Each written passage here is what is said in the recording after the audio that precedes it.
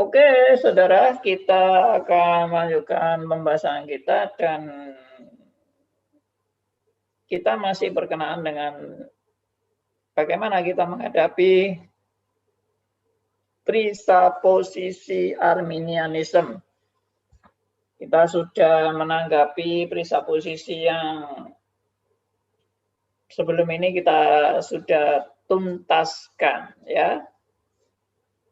Saya harap rekan-rekan yang bersama-sama dalam grup ini dan bersama-sama belajar menyadari bahwa presupposisi Arminianism ini salah, benar-benar salah. Ya, karena yang kita sudah bahas adalah Arminianism mengajarkan bahwa semua orang punya kemampuan yang sama dan kesadaran yang sama dan kesempatan yang sama untuk menerima atau menolak anugerah Tuhan yang ditawarkan kepadanya. Saya ulangi ya, ini hal yang penting. Bagi Arminianism, semua orang punya kemampuan yang sama untuk menolak atau menerima anugerah Tuhan. Punya kemampuan yang sama, punya kesadaran yang sama, punya pengenalan yang sama untuk mau menerima atau menolak anugerah Tuhan. Nah, itu saya sudah nyatakan dan buktikan bahwa presupposisi itu salah.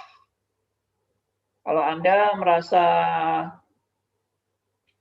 alasan saya ini belum jelas, Anda bisa mendengar di dua sesi sebelum ini. Sekarang sesi 12 ya? Ya, 12. Berarti sesi 10 saya sudah menjelaskan dan saya berani menyatakan bahwa presupposisi itu sudah saya gugurkan. Bukan hanya saya sebetulnya yang menggugurkan ini, tapi semua teologi reform itu sudah punya argumentasi yang sangat kuat bahwa presupposisi itu tidak benar. Mungkin saudara belum pernah membaca argumentasi yang seperti yang saya sudah jelaskan, ya nggak apa-apa, saudara tinggal mendengar saja apa yang saya jelaskan itu mewakili prinsip-prinsip reform. Bahwa bagi orang reform, manusia itu tidak punya kemampuan yang sama untuk menerima atau menolak anugerah Tuhan. Justru reform menegaskan kesamaannya adalah dalam kebutaan dan ketidakmampuan untuk menerima anugerah Allah. Itu kesamaannya. Semua manusia berdosa dalam kebutaan dan ketidakmampuan untuk bisa menerima anugerah Allah. Sekali lagi, kalau saudara merasa argumentasi saya ini belum meyakinkan, silakan dengar sesi yang ke-10 dan ke-11. Saya tidak perlu mengulang-ulang lagi, karena mengulang-ulang terus tidak ada habis-habisnya. Saudara kalau belum paham, coba saudara sendiri yang mengulang dan mendengarkan bagian yang ke-10 dan ke-11. Jangan saya yang suruh ngulang terus. Kan sudah ada rekaman, sudah tinggal dengar aja rekamannya. Jadi prinsip itu sudah gugur. Karena semua orang itu buta rohani, mati rohani, dan tidak punya kemampuan untuk menerima anugerah Allah dari kesadarannya sendiri. Jadi kalau kesadaran orang yang mati rohani itu pasti menolak anugerah Allah. Dia tidak mungkin menerima anugerah Allah. Karena dia mati rohani. Dia buta rohani. dia lumpuh rohani. Ya, jadi itu hanya penjelasan-penjelasan yang mau menunjukkan bahwa ketidakmampuan manusia untuk bisa menerima anugerah Allah. Jadi kalau perumpamaan orang yang tenggelam dan teriak-teriak minta tolong, dan itu kita juga sudah bahas bahwa ada orang yang kemudian menolong dan memberikan tali kepada dia. Ya, orang itu teriak minta tolong di sungai, tenggelam di sungai. Tolong, saya tenggelam. Lalu ada orang kasih tali sama dia. Maka orang yang selama dia itu teriak-teriak minta tolong dikasih tali, dia pasti menangkap tali itu. Dia tidak punya pertimbangan untuk saya mau menerima atau menolak tali itu. Dia tidak perlu berpikir-pikir lagi karena tidak ada yang menolong dia kecuali tali ini. Dan tali itu gambaran Yesus Kristus sebenarnya. Orang yang sadar dirinya berdosa dan sadar dirinya sudah pasti binasa karena dosa-dosanya, nah itu orang yang teriak-teriak minta tolong itu. Karena dia sadar dia pasti binasa. Dan kemudian datanglah penawaran Sang Juru Selamat yang sudah mati buat dia, maka bagi dia tidak ada jalan keluar lain kecuali dia menerima Yesus sebagai Tuhan dan Juru Selamat. Tidak mungkin dia menolak karena dia sadar tidak ada jalan lain. Tidak ada jalan lain untuk keselamatan kecuali Sang Juru Selamat ini. Nah, tapi ceritanya saya lanjutkan. Seandainya dia teriak-teriak minta tolong, tapi ada orang yang di situ tapi tidak siap dengan tali itu. Lalu dia bilang, tunggu ya, saya mau cari tali dulu. Ya, orang ini timbul tenggelam, ya, minta tolong, teriak-teriak. Lalu orang ini cari tali. Setelah cari tali, dia lempar tali. Dia sudah ketemu tali itu, dia cepat-cepat lari ke pinggir kali itu, lalu dia lempar tali itu. Tapi orang itu tidak bereaksi apa-apa. Ya, talinya sudah dilempar, ini tali itu, pegang. Tapi orangnya enggak bereaksi apa-apa. Berarti orangnya apa?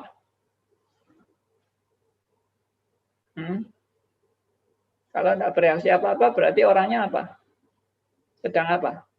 Mati. Mati rasa. Ya. Mati udah nggak ada napasnya. Betul. Tepat sekali jawabannya. Jadi orang yang mati tidak mungkin bisa menangkap tali itu. Orang yang mati tidak mungkin dia bereaksi terhadap tali yang sudah dilemparkan kepada dia. Karena mati. Nah, demikianlah orang yang ditawarkan Kristus, sedangkan dia dalam kondisi mati rohani. Ya, orang dalam kondisi mati rohani ditawarkan Kristus, ini juru selamat, ini juru selamat. EGP atau emang gua pikirin tentang juru selamat. Itu reaksi orang yang mati rohani. Dia tidak berurusan dengan Tuhan juru selamat itu apa itu? Itu sampah itu. Nah, seperti itulah. Jadi bukan orang itu bisa punya kemampuan mempertimbangkan saya mau menerima atau menolak. Enggak ada kemampuan mau menerima atau menolak. Dia pasti menolak. Ya. Dia pasti tidak akan menerima tawaran itu. Kenapa? Mati rohani. Ya itu mirip seperti perumpamaan Tuhan Yesus, jangan memberikan mutiara kepada babi. Karena babi tidak mengerti mutiara. Ya. Kepada orang yang mati rohani, juga nggak mungkin bisa menerima Yesus sebagai Tuhan dan Juru Selamat. Jadi bagaimana ini? Makanya Tuhan Yesus bilang kepada Nikodemus, kamu harus dilahirkan kembali. Dan dilahirkan kembali itu bukan pekerjaan manusia dan bukan pekerjaan si orang mati itu. Orang mati tidak bisa melahirbarukan dirinya sendiri, tidak bisa menghidupkan dirinya sendiri. Jadi siapa yang bisa menghidupkan? Yang Maha Kuasa itu yang bisa menghidupkan. Siapa yang Maha Kuasa itu? Roh Kudus, Allah Roh Kudus.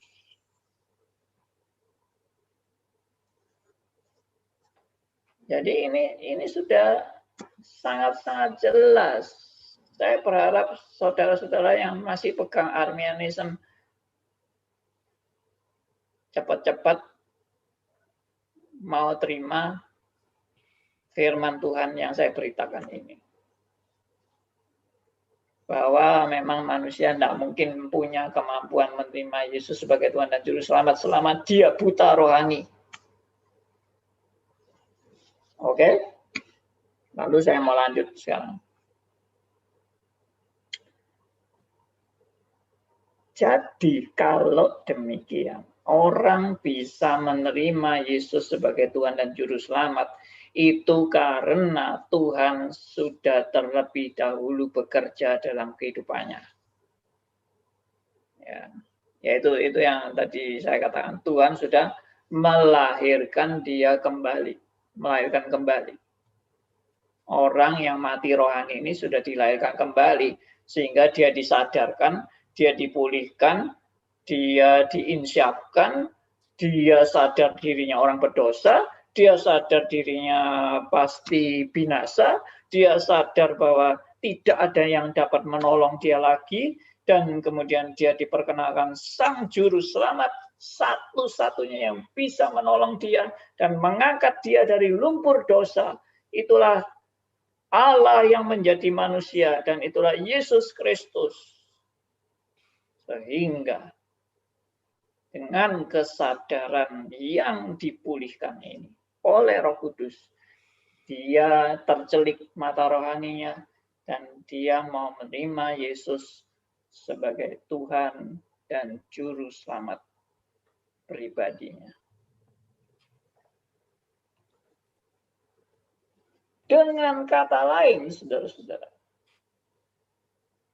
kalau saudara sudah menerima kebenaran ini bahwa orang bisa menerima Yesus sebagai Tuhan dan Juru Selamat itu bukan karena kesadaran dari dirinya sendiri, tetapi karena Tuhan yang menyadarkan, Tuhan yang menginsyafkan, Tuhan yang membuka mata rohaninya yang buta.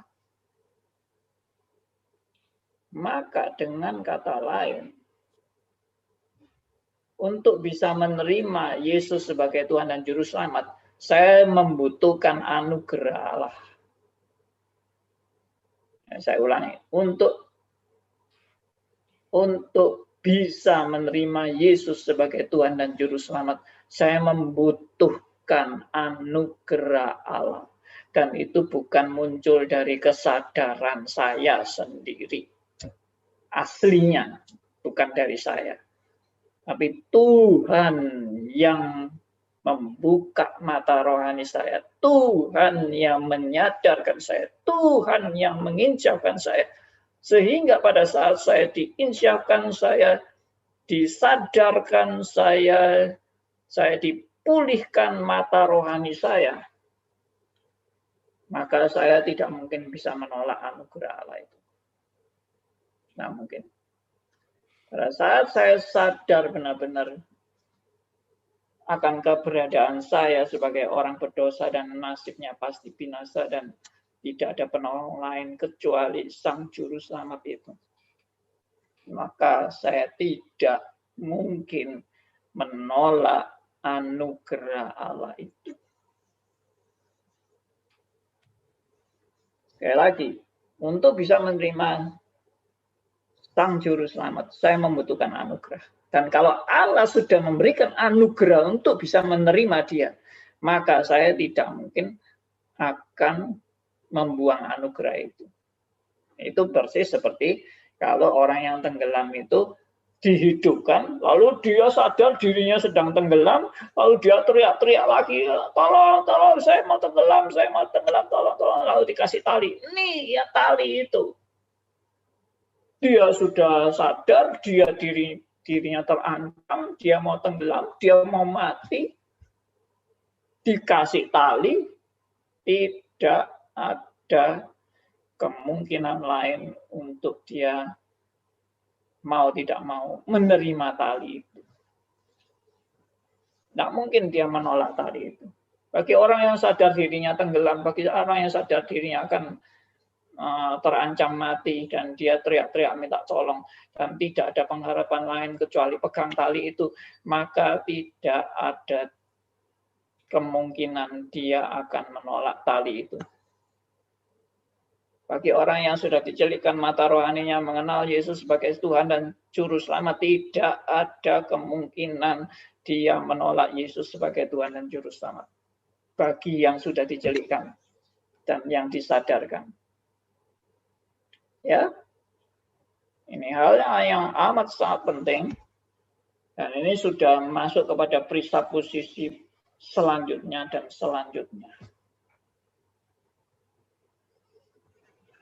Perhatikan, kalau saudara sudah menerima satu poin ini, dan satu poin dari Arminianisme sudah gugur, maka yang lain gugur semua. Yang lain akan gugur semua.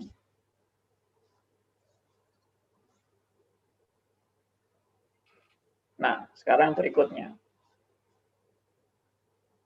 Ini beruntun semua, saudara. Beruntun semua. Kalau saudara sudah paham dan mengamini bahwa orang bisa menerima Yesus sebagai Tuhan dan Juru Selamat itu adalah anugerah Allah. Dan kalau orang itu sudah diberi anugerah Allah, tidak mungkin menolak anugerah Allah itu. Maka dengan kata lain juga, sudah pasti tidak semua orang mendapat anugerah Allah itu. Nangkep ya logikanya? Ini logika biblical logic yang berurutan dengan pasti. Kalau saudara sudah menerima bahwa orang bisa menerima Yesus sebagai Tuhan dan Juru Selamat itu adalah anugerah Allah, maka dengan sendirinya kepastiannya tidak semua orang mendapat anugerah Allah itu. Kenapa? Kalau semua orang mendapat anugerah Allah itu, semua orang tanpa kecuali mendapat anugerah, tercelik mata rohaninya, disadarkan dan diinsyafkan, maka apa akibatnya? Coba saya mau tanya.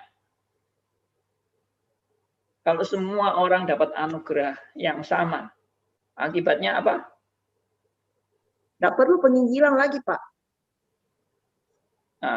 Nggak ada neraka. Bukan itu poinnya. Ada neraka. Bukan suatu hal yang spesial, Pak. Bukan. Apa yang saudara nangkep apa dari kata-kata saya? Kalau semua orang dapat anugerah yang sama, maka semuanya kan diselamatkan. Yes. Jadi nggak ada neraka, Pak. Di dunia ini akan selamat. Tidak ada kambing, Pak. Dapat ada neraka yang sama. Aman, sejahtera, tentram. Dunia. Iya kan? Itu logik. Biblical logic. Dengan demikian kesimpulannya Tuhan itu tidak memberikan anugerah ini kepada semua orang secara keseluruhan. Tidak. Sudah pasti tidak. Karena kalau memberikan semua, ya semua pasti selamat. Dengan demikian, saya juga berani menegaskan dengan biblical logic ini, ya, logika yang biblical ini, saya berani menegaskan, Tuhan tidak pernah punya kerinduan semua orang diselamatkan.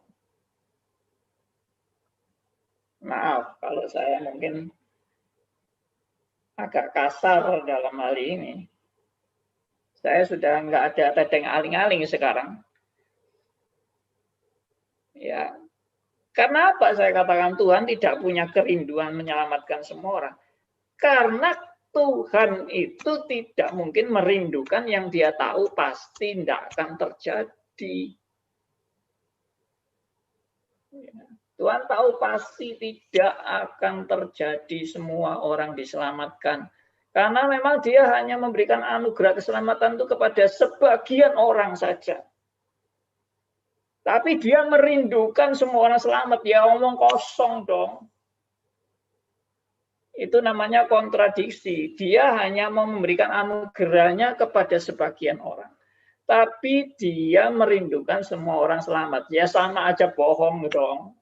Kalau Tuhan memang merindukan semua orang selamat, seharusnya dia memberikan anugerahnya itu kepada semua orang tanpa kecuali.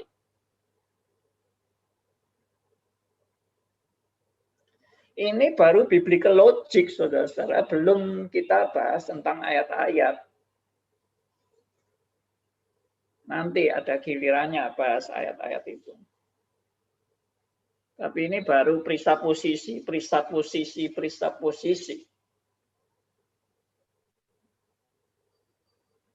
Dan saya menyatakan presupposisi Arminian bahwa Tuhan merindukan semua orang selamat, itu sudah gugur.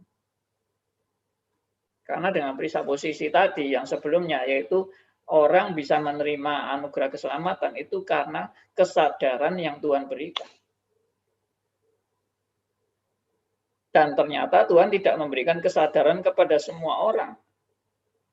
Karena kalau Tuhan memberikan kesadaran kepada semua orang pasti punya kesadaran yang sama untuk menerima Yesus sebagai Tuhan dan Juru Selamat. Dan tidak ada seorang pun menolak Yesus sebagai Tuhan dan Juru Selamat. Tidak ada. Karena kesadarannya sama. Dia membutuhkan Juru Selamat. Semua orang membutuhkan Juru Selamat. Dengan demikian, semua orang akan menerima Yesus sebagai Tuhan dan Juru Selamat. Tapi kenyataannya tidak. Kecuali saudara berpaham universalisme. Universalisme ya itu menganggap bahwa tidak ada orang yang tidak selamat. Semua orang akan diselamatkan Tuhan. Bahkan ada teori baru lagi dalam kekristenan yang saya baru juga berargumentasi dengan beberapa rekan yang berkeyakinan ada reinkarnasi. Karena dalam kekristenan itu diajarkan reinkarnasi. Dan reinkarnasi itu tujuannya untuk menyelamatkan semua orang. Jadi orang yang sampai sekarang belum mau terima Yesus, nanti kalau mati, dia hidup lagi untuk diberi kesempatan menerima Yesus sebagai Tuhan dan Juru Selamat. Kalau masih belum mau terima lagi, mati, hidupkan lagi untuk menerima Yesus sebagai Tuhan dan Juru Selamat. Sampai nanti pada titik dia menerima Yesus sebagai Tuhan dan Juru Selamat, nah sudah tuntas, selesai tugasnya dia, karena sudah berulang-ulang sudah berulang-ulang reinkarnasi. Ini juga teori, bagi saya ini teori bidat yang tidak benar. Orang hidup hanya satu kali, dan setelah itu dia akan diyakini. Tidak ada berulang-ulang hidup lagi, itu tidak ada. Ya, menggunakan ayat-ayat sembarangan untuk membuktikan reinkarnasi, padahal itu konteksnya bukan reinkarnasi.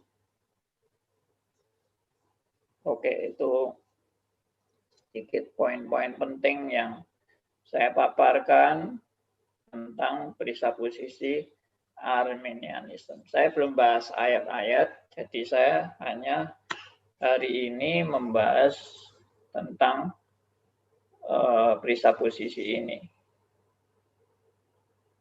Berikutnya, saya mau menegaskan presupposisi yang saya sudah pernah paparkan, tapi saya mau tegaskan kembali. Ini untuk menguatkan dan meneguhkan bahwa presupposisi ini bukan ngawur. Contoh yang jelas adalah yang menunjang kebenaran ini adalah perumpamaan yang diajarkan oleh Tuhan Yesus sendiri. Ada 2 perumpamaan dan ini saya sudah paparkan beberapa kali, tapi saya mau tegaskan dalam konteks ini. Yaitu apa? Yaitu perumpamaan gandum dan lalang. Maka kalau saudara baca perumpamaan gandum dan lalang ini ada penabur benih gandum dan penabur benih lalang. Kemudian lalang dan gandum bertumbuh bersama dan kemudian tukang kebunnya ingin mencabut lalang-lalang itu. Tapi yang punya kebun justru melarang untuk mencabut lalang. Biarkan gandum dan lalang bertumbuh bersama. Nanti ada waktunya menuai. Berarti saudara, sudah dari sononya, benih itu jelas ada benih gandum dan ada benih lalang. Benih gandum bertumbuh menjadi gandum, benih lalang bertumbuh menjadi lalang. Dan tidak ada pertobatan dari lalang menjadi gandum dan tidak ada kemurtatan dari gandum menjadi lalang, itu tidak ada. Gandum ya gandum, lalang ya lalang. Coba renungkan ini perumpamaan gandum dan lalang ini. Tidak ada perubahan secara esensial dari lalang menjadi gandum atau dari gandum menjadi lalang. Tidak ada. Gandum dari mana? Dari benihnya. Benihnya apa? Benih gandum. Lalang dari mana? Dari benihnya. Benihnya apa? Lalang. Benih lalang menjadi lalang, benih gandum menjadi gandum. Sudah jelas. Berarti Tuhan itu sudah punya desain mengenai orang-orang yang akan diselamatkan, yaitu dari benih gandum.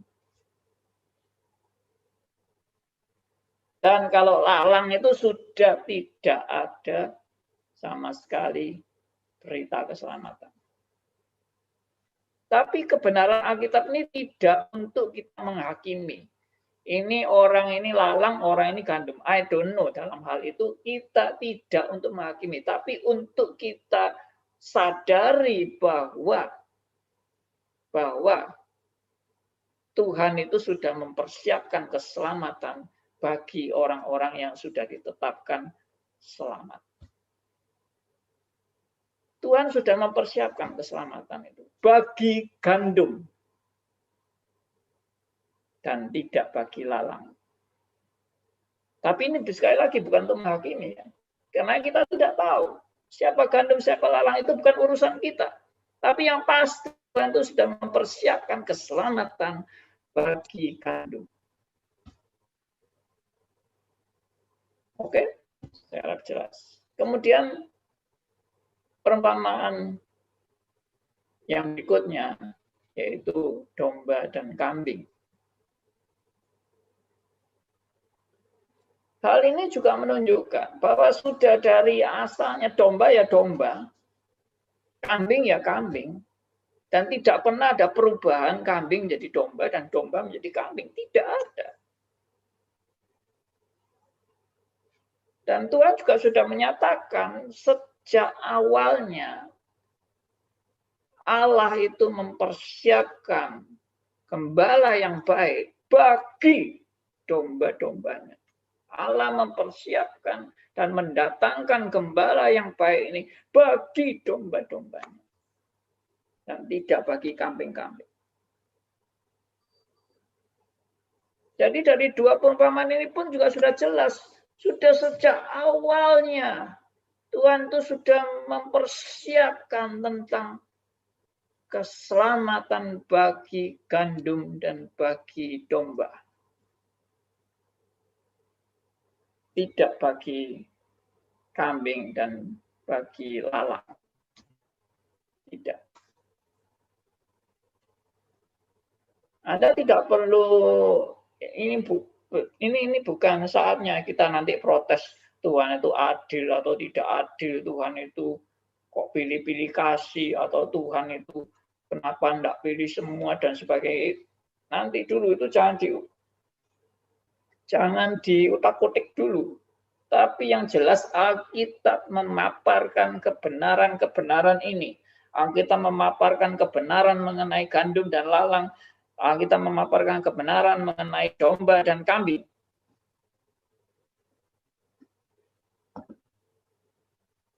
Suka tidak suka, itulah berita yang dinyatakan oleh kitab suci.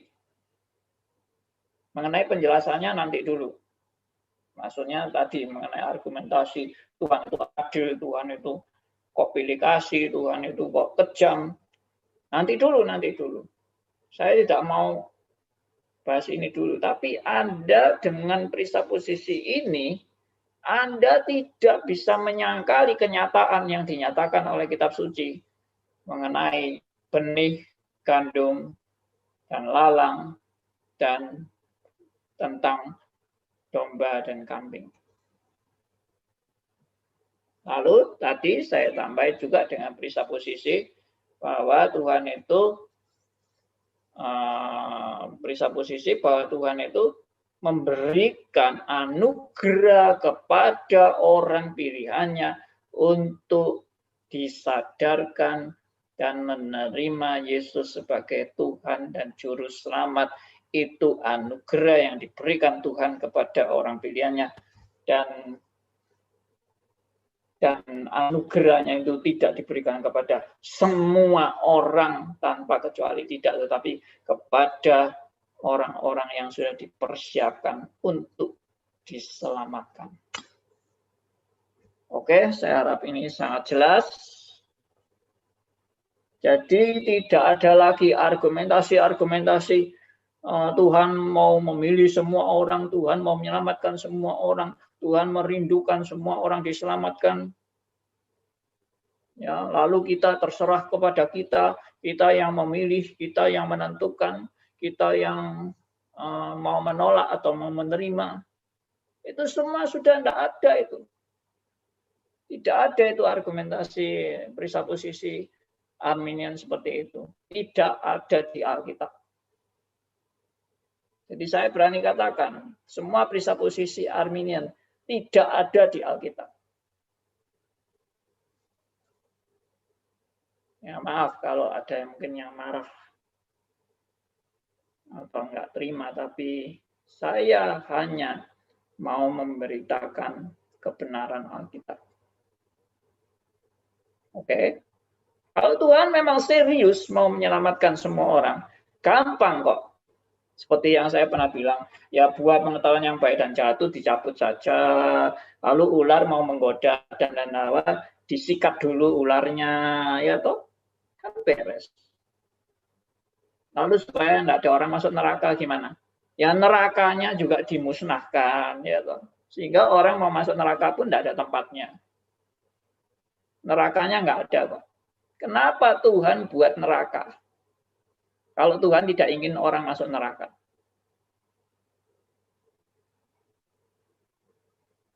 Nah, ayo coba dijawab. Kenapa Tuhan buat neraka? Kalau Tuhan tidak ingin manusia masuk neraka. Ya kalau saya jadi Tuhan dan saya tidak ingin orang masuk neraka, nerakanya saya buang. Saya lenyapkan neraka itu. Saya juga lenyapkan pohon pengetahuan yang baik dan jahat. Saya lenyapkan si ular kurang ajar itu yang mau berani-berani menggoda Adam dan Hawa. Saya sikat duluan. Saya mau semua aman. Dan tidak ada yang bisa menggoda Adam dan Hawa. Beres. Ya. Oke. Ini semua sudah saya paparkan. Jadi nanti setelah ini baru kita uraikan penjelasan-penjelasannya. Tapi ini semua baru presupposisi yang argumentasi ya, argumentasi presupposisi supaya Anda bisa melihat dengan jelas bahwa secara presupposisi pun Arminian ini banyak kesalahan. Ya, oke, saya berhenti sampai di sini. Saya terus kembalikan ke Saudara Yusak. Jadi ini kita masih banyak kesempatan tanya jawab. Ya, bagi yang mau bertanya jawab, Anda bisa melalui WhatsApp di 081357901628. Kalau yang ada di Zoom langsung aja di unmute. Untuk pertanyaan kemarin boleh saya bacakan Pak ya? Boleh, silakan. Pak. Pak. Oke, dari YouTube dulu ya. Baik, silakan. Boleh saya. Pak, saya ada 2 pertanyaan, Pak. Yang pertama kan betul nggak sebenarnya diciptakan itu semuanya karena Tuhan kan menciptakan semuanya baik dan semuanya juga sebenarnya manusia itu baik ya, maksudnya diterima ya. Nah, karena keberdosaan tidak taat, manusia kan berdosa. Akhirnya jadi bisa ada sebagian masuk neraka kan, maksudnya nggak dipilih. Yang dipilih ya dipilih gitu. Dan yang kedua Pak, saya mau nanya, jadi tentang yang gandum dan lalang, domba dan kambing, dan itu satu lagi menurut saya betul nggak? Itu manusia di dalam kandungan, kita kan nggak pilih. Di dalam kandungan kita sudah dipilihnya. Jadi ada yang diselamatkan, ada yang tidak diselamatkan, gitu maksudnya. Betul nggak Pak? Terima kasih. Baik. Untuk pertanyaan Bulani yang terakhir, ya tentang sejak bayi sudah dipilih, sudah ditentukan. Itu it's okay, tapi saya akan menegaskan bukan hanya bayi, tapi bahkan sebelum dunia dijadikan, Allah sudah menetapkan pilihannya. Betul. Ya. Ya, jadi sebelum kita ada malah, sebelum kita ada, bukan pada saat kita masih di perut, tidak. Sebelum kita muncul di dunia, Tuhan sudah menetapkan siapa yang selamat dan siapa yang tidak selamat.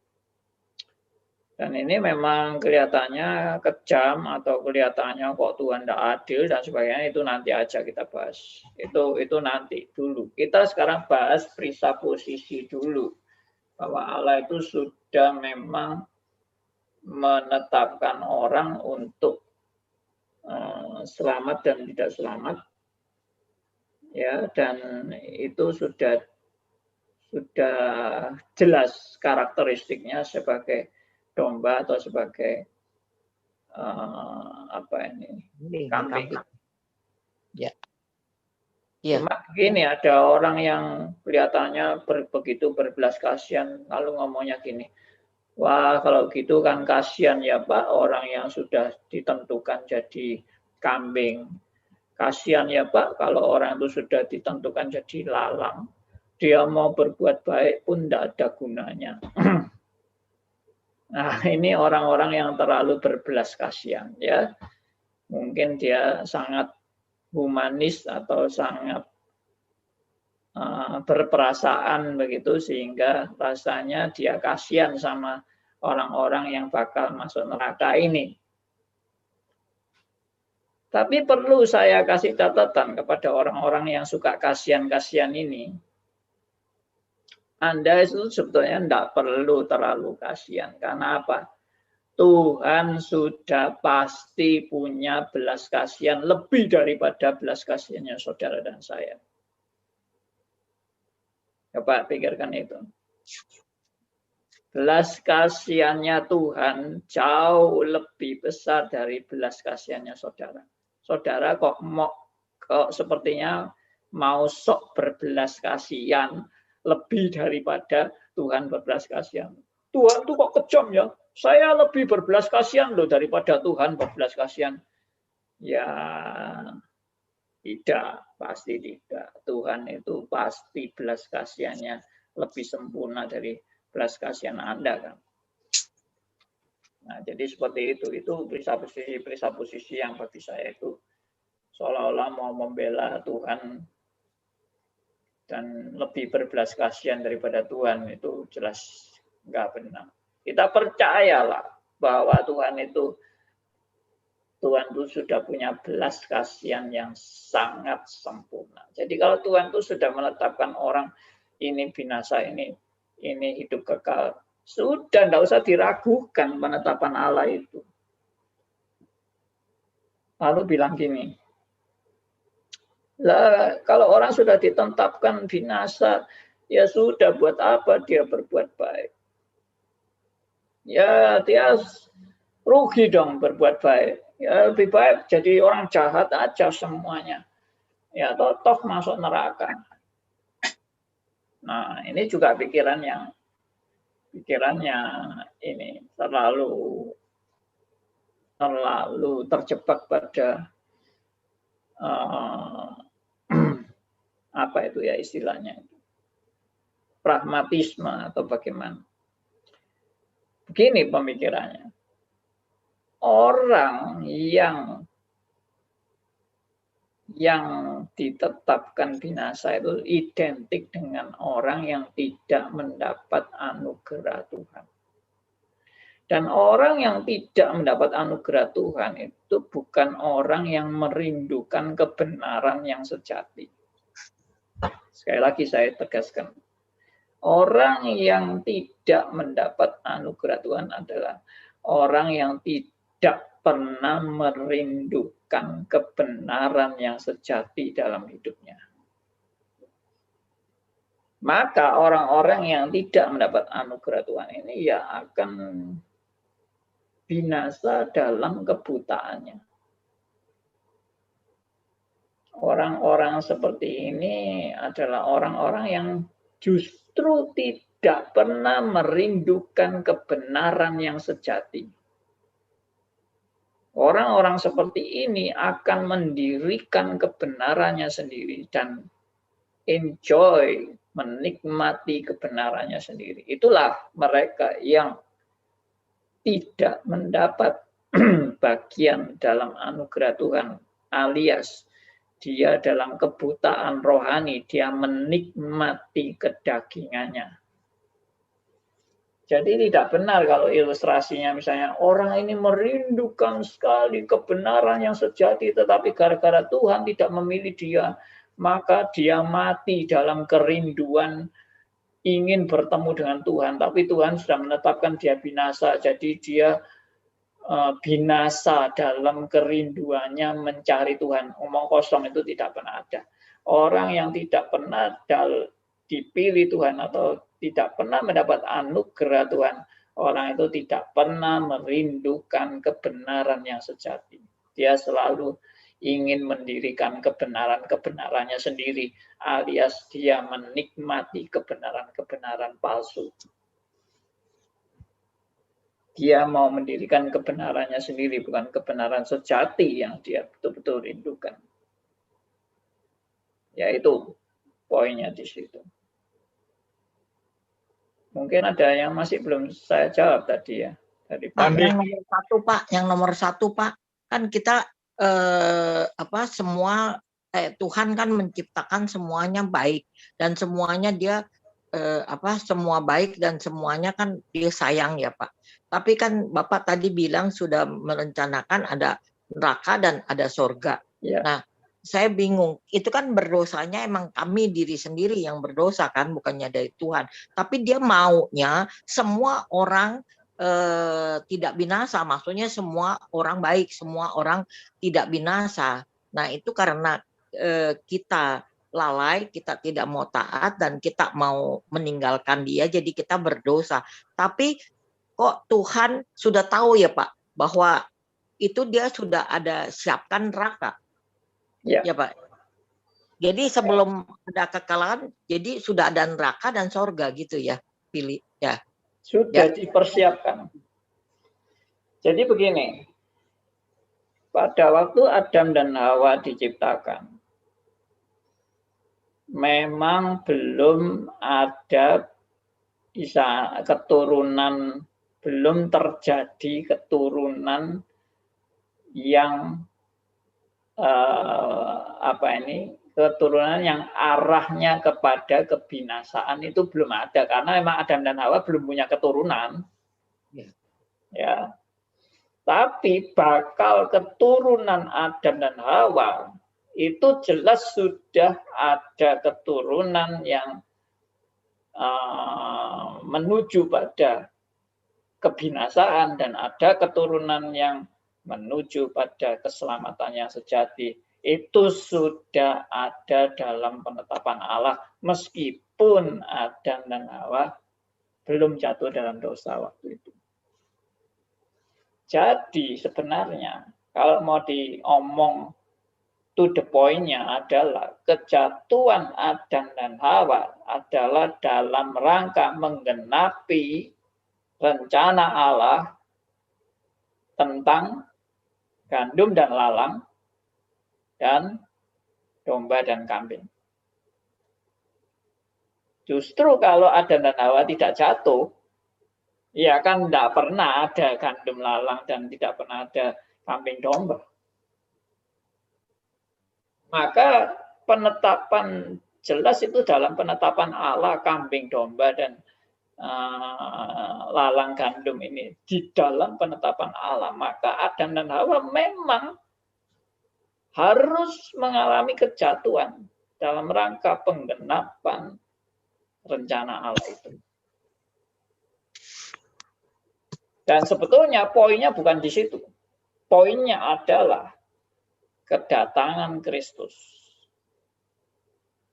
Itu poinnya. Poinnya adalah penggenapan kedatangan Kristus.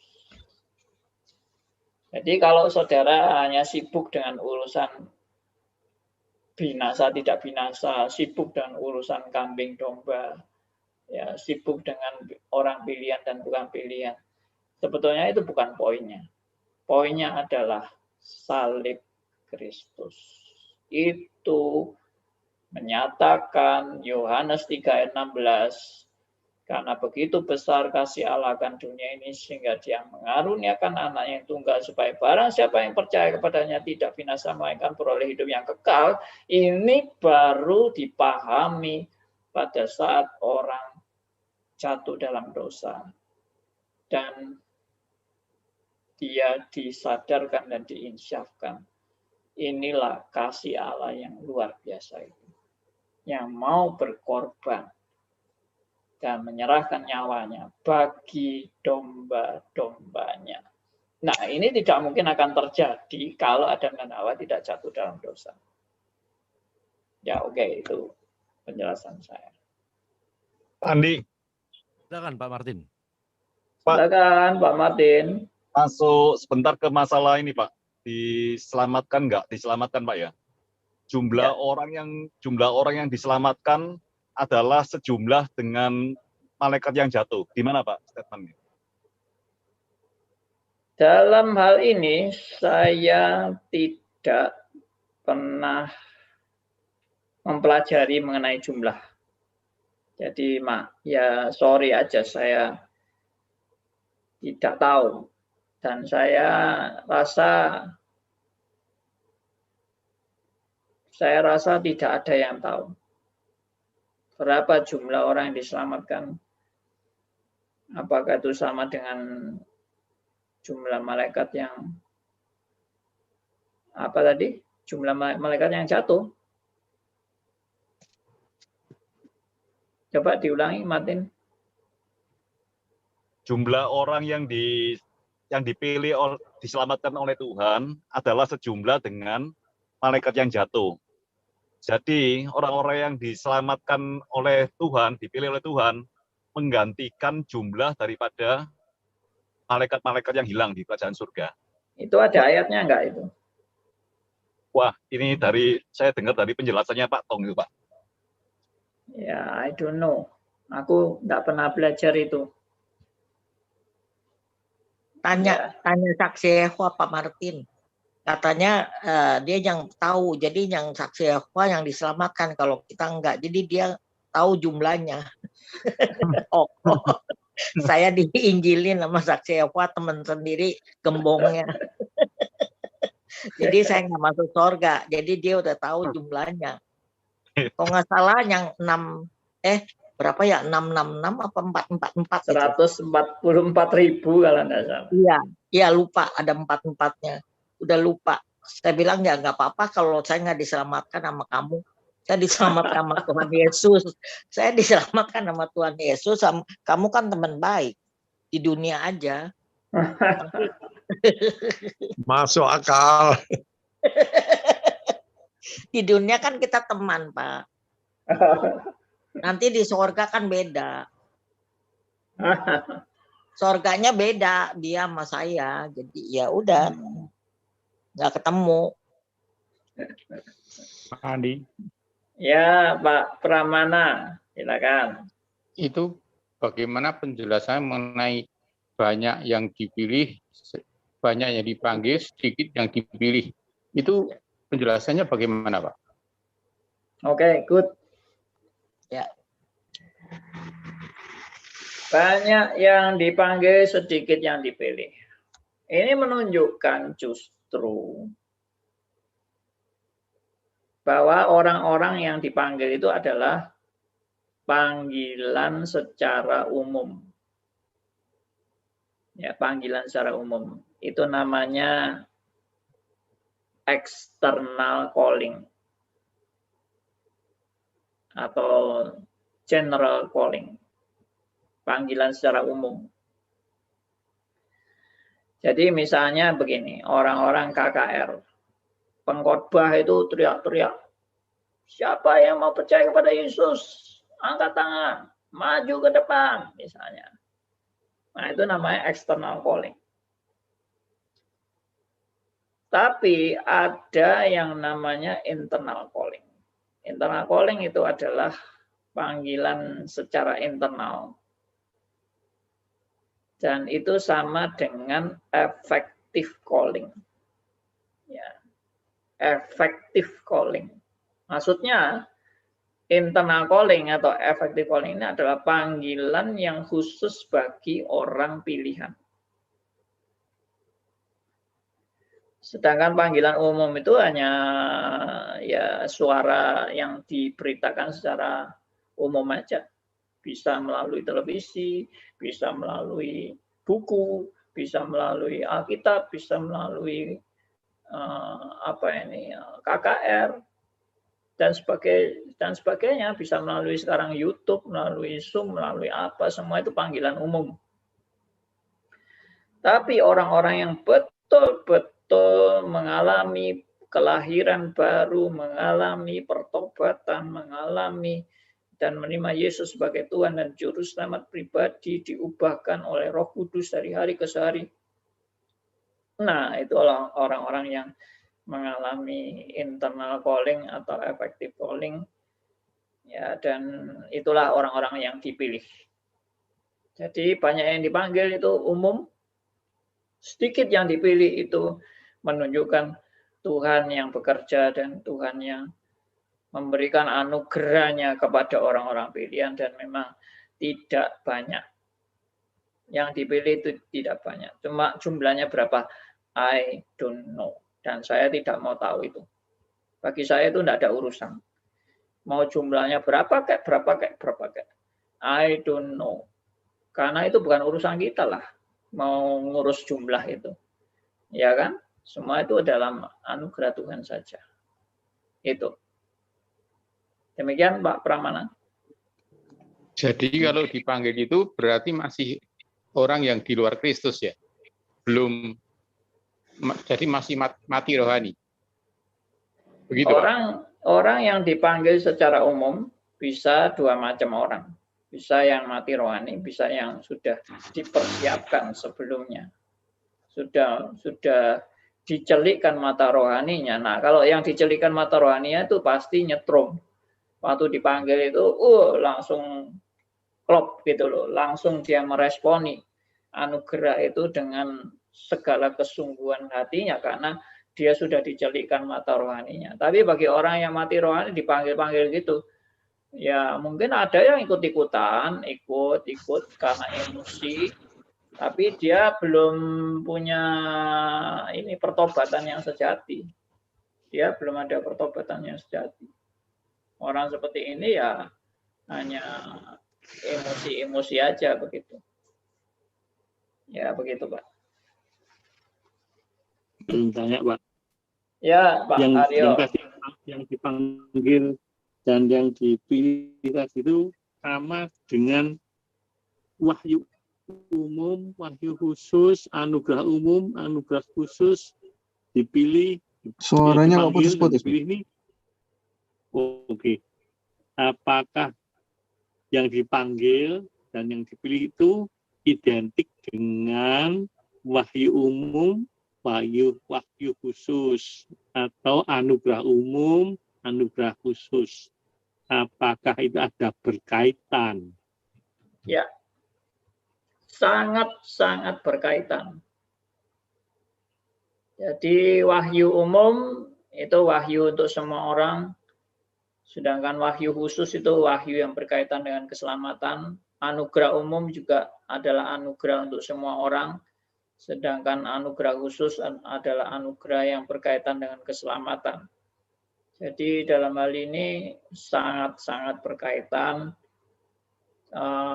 tentang wahyu umum, wahyu khusus, anugerah umum, anugerah khusus, external calling, internal calling, yaitu semua sangat berkaitan.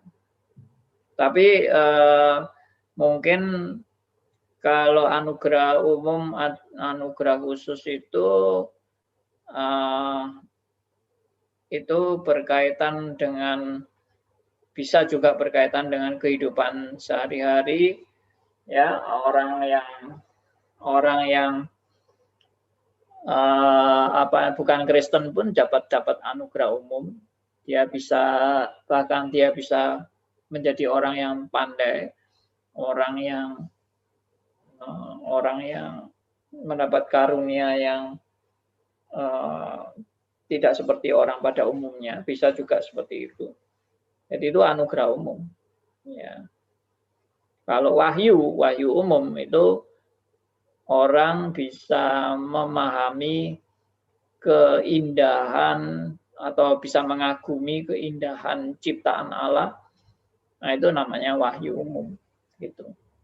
Menyadari akan kedahsyatan Allah dan keluar biasaan Allah di dalam ciptaannya, itu wahyu umum.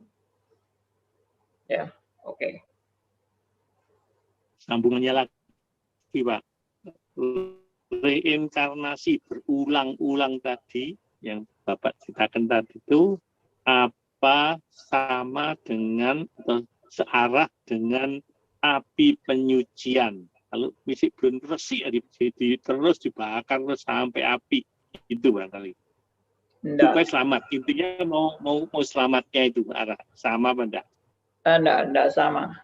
Karena api penyucian itu tidak percaya reinkarnasi, tapi hanya di api penyuciannya.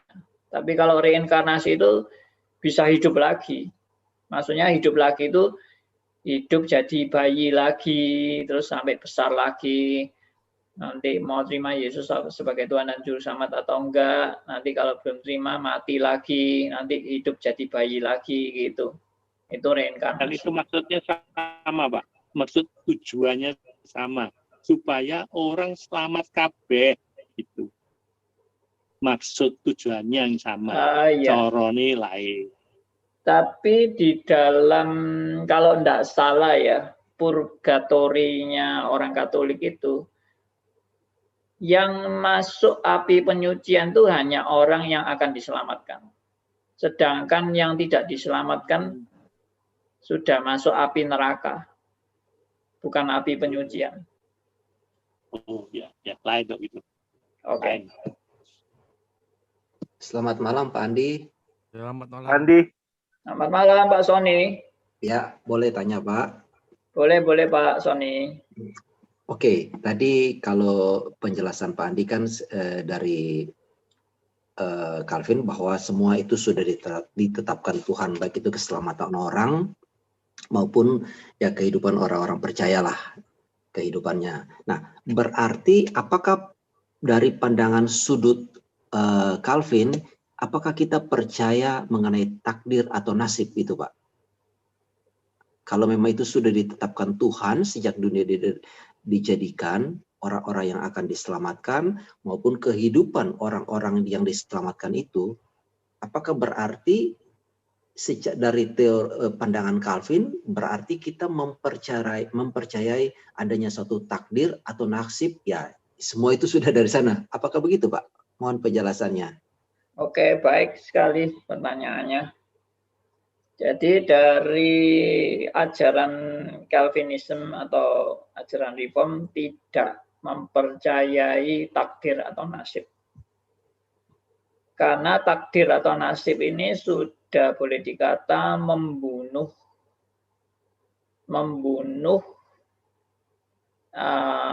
tanggung jawab, faktor tanggung jawab manusia. Sedangkan Alkitab itu mengajarkan bahwa tanggung jawab manusia itu bukan hilang dan bukan tidak ada, tetapi tanggung jawab manusia itu justru ada. Cuma memang disadari bahwa artinya begini, artinya tanggung jawab itu begini. Jadi manusia yang berbuat dosa, dia harus bertanggung jawab untuk menerima akibatnya. Itu tanggung jawab. Lalu yang kedua adalah kita tidak terima nasib atau takdir karena Tuhan itu mengajarkan kepada anak-anak Tuhan. Ini konteksnya kalau anak-anak Tuhan ya. Kalau untuk orang yang binasa, tidak ada konteksnya itu. Karena Tuhan memang mengajar hanya untuk orang-orang pilihan. Nah, untuk orang-orang pilihan itu tidak ada nasib dan tidak ada takdir karena Tuhan tuh selalu mengajarkan kepada kita untuk bertanggung jawab di dalam menjalani hidup ini dengan do your best. Lakukan yang terbaik dan sebaik-baiknya yang Anda bisa lakukan di dalam anugerah Tuhan. Jadi dalam hal ini, kalau nasib atau takdir, ya sudah, kamu sudah ditentukan miskin, kamu tidak usah berusaha apa-apa, ya kamu tetap miskin. Kalau kamu ditentukan kaya, kamu tidak usah berusaha apa-apapun, kamu juga akan tetap kaya. Jadi alias, ya terima nasib dan pasif aja. Dan itu kalau di dalam iman Kristen itu ajarannya mirip dengan namanya Hyper Calvinism. Hyper Calvinism. Nah, Hyper Calvinism itu tadi cuma terima nasib, terima takdir, lalu ya manusia tidak perlu bertanggung jawab. Sudah, kita tinggal tunggu aja apa yang Tuhan mau berikan pada saya, yaitu yang saya terima. Tidak ada suatu tanggung jawab untuk melakukan yang terbaik, ya. Do your best, ya, dan usahakan semuanya, kerja keras bagi kemuliaan Tuhan. Nah itu tidak ada itu rumus-rumus kayak gitu bagi orang-orang yang terima nasib seperti itu. Oke? Pak Andi. Pak. Pak Theodor, silakan Pak Theodor. Pakai Ki aja dulu deh, nggak apa-apa saya. Pak Andi. Jadi saya konsepnya salah Pak Andi. Saya diajari takdir, tapi jangan apatis, gitu loh. Jadi takdir tetap berusaha, gitu. Jadi saya diajari salah, gitu. Gak ngerti aku. Karena sudah nyantol di otak saya takdir seperti orang Islam. Ya, kan? Tapi jangan apatis, gitu. Kalau saya diajari gitu. Iya. Ya itu tok. Andi. Takdirnya seharusnya lebih cocok bilang penetapan Allah ya daripada yes. Kita tidak mengajarkan takdir atau nasib, tapi mengajarkan penetapan Allah. Dan Allah selalu menetapkan dalam rangka menggenapi rencananya yang sempurna. Nah, ya. Itu yang perlu ditekankan. Dan dia mau manusia tanggung jawab karena waktu itu juga yang Pak Andi ngomong itu bahwa perintahnya itu supaya kita taat gitu. Iya. Jadi itu ada tanggung jawab gitu. Jadi bukan takdir gitu. Tapi itu adalah penetapannya. Oke, good. Pak Andi, Pak. Ya, terima kasih Bu Willy sudah mengingatkan Andi, pelajaran yang saya berikan. Pak, saya Ya, tanggapi sedikit aja Pak. silakan. Mungkin, Pak.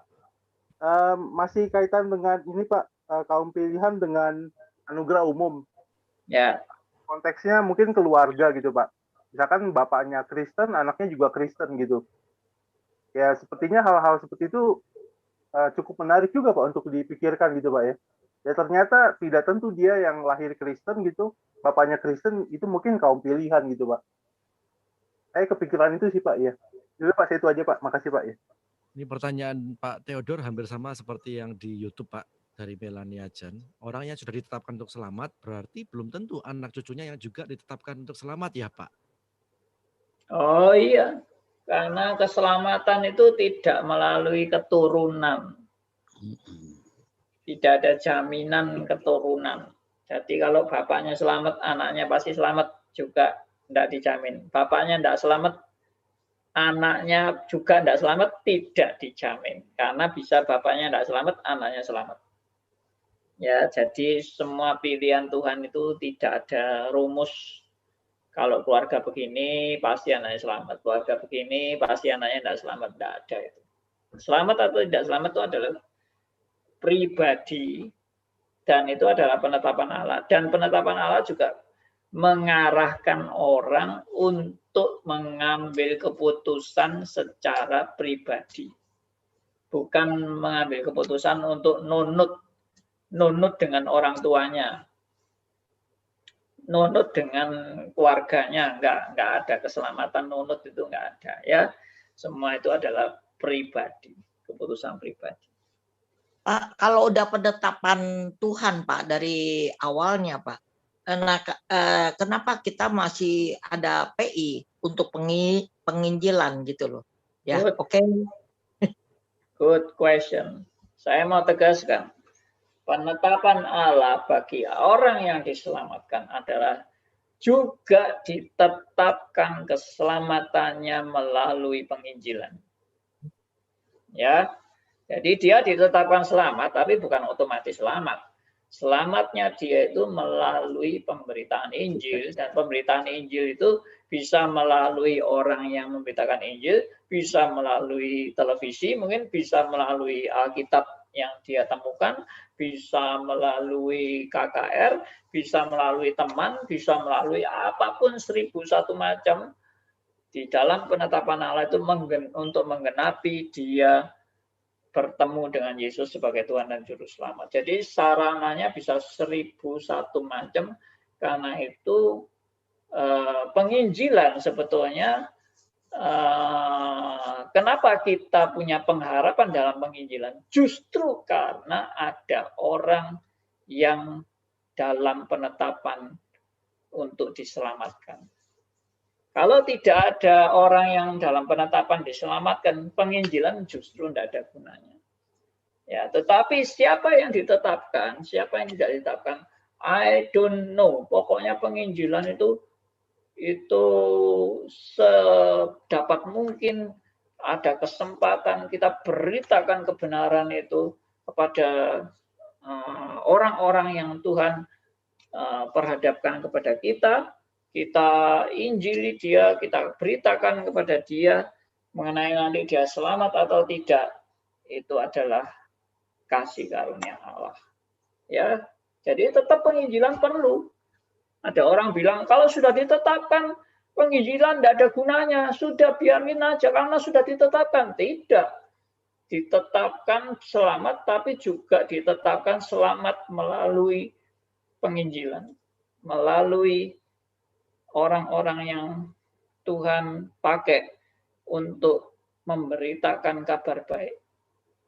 Nah, kalau zaman sekarang bisa melalui sarana media, sarana entah traktat, entah Alkitab, entah televisi, entah apapun, Tuhan pakai semuanya. Termasuk sekarang Zoom ini 1001 macam rekaman-rekaman penginjilan. Ya, Tuhan bisa pakai itu. Oke. Oke. Baik, ada yang mau bertanya? Silakan di-unmute.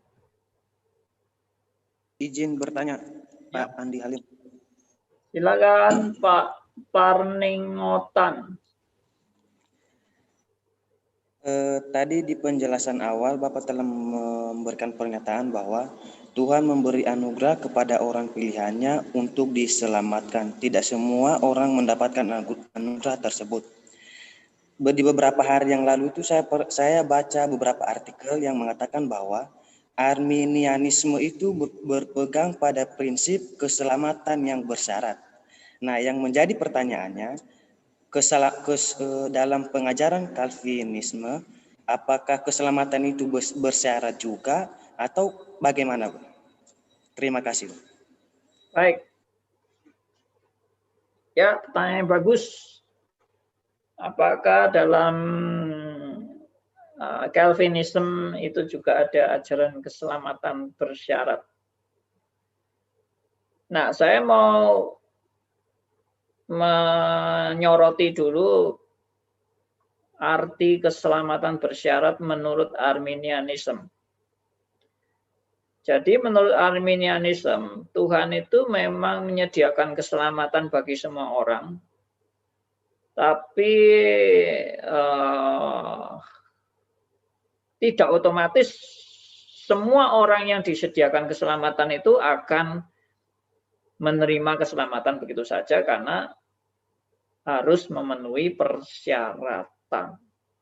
Nah, persyaratannya apa? Persyaratannya yang pasti yang pertama itu adalah dia mau menerima Yesus sebagai Tuhan dan Juru Selamat alias mau percaya kepada Yesus. Jadi kalau dia tidak mau percaya kepada Yesus, ya dia tidak bisa selamat. Jadi Tuhan memang menawarkan keselamatan. Ini anugerah keselamatan, ini anugerah keselamatan, ini anugerah keselamatan. Silakan, silakan. Siapa yang mau pilih, siapa yang mau menerima, silakan, silakan. Nah, itu Tuhan hanya menawarkan saja. Istilahnya kalau bahasa Jawanya itu menjajakan. Menjajakan. Jadi apa itu? Menawarkan. Ya, Tuhan itu menawarkan aja keselamatan. Siapa yang mau pilih, siapa yang mau pilih, siapa yang mau terima, siapa yang mau beli, siapa yang mau beli, begitu. Kalau orang berjualan ya. Nah, jadi syaratnya harus mau terima. Pertama itu, harus mau percaya. Lalu yang kedua, persyaratan yang kedua adalah Arminianisme menekankan selanjutnya setelah kamu percaya, kamu harus benar-benar belajar taat. Belajar taat kepada firman Tuhan, taat kepada Tuhan dan firman-Nya. Kalau enggak, Anda bisa putus di tengah jalan. Alias keselamatan Anda gugur. Meskipun Anda sudah menerima keselamatan, tapi keselamatan itu kalau Anda tidak pelihara baik-baik, Anda bisa gugur di tengah jalan. Nah, ini ajaran Arminianisme. Jadi persyaratannya itu tadi adalah pertama, Anda mau percaya, menerima Yesus sebagai Tuhan dan Juru Selamat. Yang kedua adalah Anda harus taat dan setia kepada firman-Nya. Tidak boleh murtad. Nah, itu persyaratannya. Nah, bagaimana dengan reform? Reform itu menegaskan keselamatan itu semata-mata karena anugerah Allah dan itu sudah ditetapkan sebelum dunia dijadikan, jadi tidak bergantung sama sekali dengan perbuatan manusia. Jadi dengan demikian tidak ada syarat. Kesimpulannya begitu. Tapi ada tapinya. Ada tapinya. Tidak ada syarat, ada tapinya. Tapinya itu apa? Apa yang Tuhan sudah persiapkan bagi orang pilihannya? Itu tadi, bahwa Tuhan sudah merubah hati orang ini. Tuhan sudah mencelikkan mata rohani dari orang ini. Tuhan menyadarkan dan menginsyafkan orang ini sehingga dia tidak, pada waktu dia bertemu dengan jalan keselamatan melalui Yesus Kristus, dia tidak mungkin menolak jalan keselamatan ini. Tapi itu bukan syarat, itu adalah pekerjaan Allah untuk menggenapi rencana Allah di mana dia akan memperoleh keselamatan. Bagaimana dia memperoleh keselamatan? Tuhan yang bekerja. Bagaimana Tuhan bekerja? Tuhan yang menyadarkan dan menginsyafkan. Tuhan melahirkan dia kembali. Tuhan menginsyafkan dia. Tuhan mempertemukan dia dengan Sang Juru Selamat. Sehingga dia yang sudah tercelik, sudah sadar, dia mau terima Sang Juru Selamat itu. Lalu bagaimana dengan ketaatan tadi setelah menerima Yesus? Sama juga. Tuhan yang sudah bekerja dan merubah hati seseorang menjadi lahir kembali. Kemudian dia menjadi anak Allah. Bagaimana orang yang sudah menjadi anak Allah ini dididik dan dihajar Tuhan terus-menerus dalam kehidupannya sehingga dia mengalami pembaruan oleh Roh Kudus. Ya, sehingga hidupnya hidup yang terus-menerus dalam pemeliharaan Allah. Sekali lagi, hidupnya terus-menerus dalam pemeliharaan Allah. Jatuh bangunnya dia, ya, lika-liku hidupnya dia, senang dan susahnya dia, ya, entah menderita, entah dia berhasil dalam hidupnya, semuanya segala lika-liku hidup itu semua dalam pemeliharaan Allah. Sampai genap waktunya, tugasnya selesai, dia pulang ke rumah Bapa. Dan sampai nanti pada hari kebangkitan, dia dibangkitkan bersama-sama dengan seluruh orang yang percaya untuk menerima tubuh kemuliaan. Ya itu sudah finalnya, sudah. Finalnya orang yang dalam bimbingan, tuntunan Roh Kudus, dan semua itu adalah karena anugerahnya. Oke, saya harap ini jelas. Jadi sebetulnya tidak ada persyaratan, tapi bukan tidak ada persyaratan itu lalu sembarangan orang kacau balau pun diselamatkan. Tidak ya, jangan menuduh Calvinism itu tidak mendidik orang untuk taat sama Tuhan atau takut sama Tuhan sehingga hidupnya sembarangan kacau balau. Biarpun sudah menerima keselamatan, tapi berzina, tapi menipu, tapi mabuk-mabukan, berjudi, toh tetap selamat. Tidak. Itu fitnahan. Itu adalah fitnahan dari orang-orang yang tidak memahami ajaran Calvinisme. Oke, demikian. Di kolom chat Zoom sudah ada Pak Elia yang menambahkan di Yesaya 45 yang 7 dikatakan yang menjadikan terang dan menciptakan gelap, yang menjadikan nasib mujur dan menciptakan nasib malang, akulah Tuhan yang membuat semuanya ini. Pak Elia menambahkan di kolom chat. Kemudian ada pertanyaan dari Oeka juga. Dari mana kita mengetahui orang itu sudah ditetapkan untuk diselamatkan? Ya, nanti saya sudah kasih penjelasan. Itu bukan urusan kita. Orang itu sudah diselamatkan atau tidak diselamatkan, I don't know. Tapi yang penting bagi kita adalah memberitakan kebenaran. Yang penting bagi kita adalah kita menuntun dia untuk mengenal Sang Juru Selamat. Ya, itu tugas kita. Mengenai dia nanti betul-betul selamat atau tidak. Sudah itu saya serahkan sama Tuhan. Saya percayakan sepenuhnya kepada Tuhan yang Maha Bijaksana. Tapi tugas saya adalah memperkenalkan dia kepada jalan yang benar. selanjutnya tentang dia selamat atau tidak selamat itu bukan wewenang saya. Udah itu aja. Nah, kalau itu tentang saya sendiri, diri kita sendiri, ya itu silakan kita periksa diri kita kan. Apakah saya benar-benar orang yang sudah menerima Yesus sebagai Tuhan dan Juru Selamat pribadi hidup saya? Apakah saya benar-benar orang yang sudah dilahirkan kembali? Apakah saya benar-benar orang yang sudah dicelikkan mata rohani saya untuk mengenal kebenaran-kebenaran yang dinyatakan oleh Allah melalui kitab suci? Nah, itu secara progresif kita sendiri yang tahu.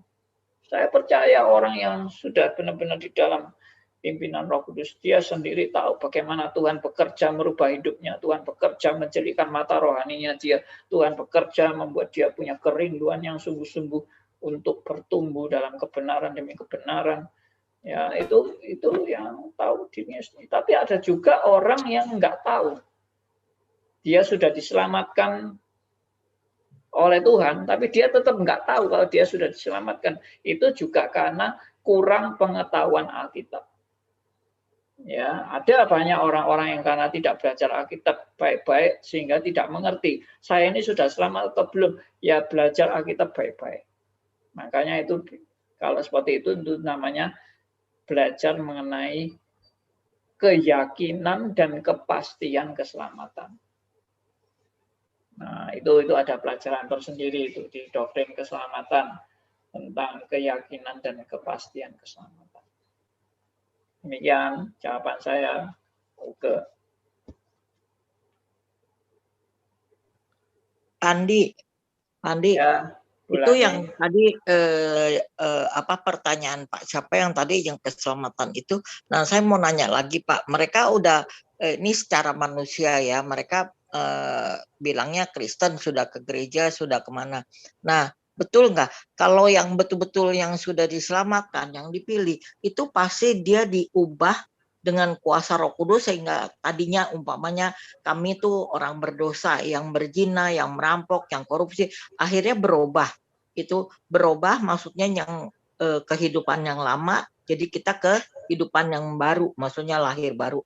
Tapi ada yang umpamanya di gereja, umpamanya saya berdosa, terus saya bilang mau dibaptis, mau di apa, tapi karena bukan orang, saya nggak ngerti ya, tapi tetap saya melakukan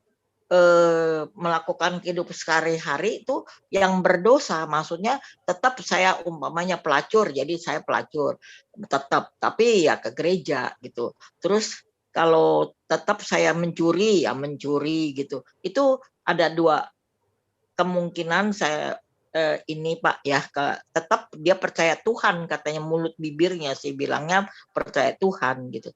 Nah, apakah kalau kita udah betul-betul bertobat kan udah lahir baru, udah ada Roh Kudus yang memimpin, jadi kita dikuduskan gitu.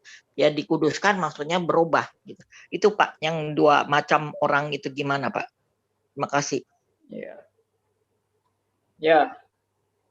Sepertinya tadi saya sudah cukup banyak memberi penjelasan bahwa orang-orang yang sudah dipimpin Roh Kudus pasti akan diubahkan. Tapi diubahkan itu menuju pada kebenaran demi kebenaran. Bukan sekedar perubahan moral. Perhatikan ya, bukan sekedar perubahan moral. Kalau perubahan moral itu perubahan semua agama. Semua orang beragama ada perubahan moral. Tapi iman Kristen itu,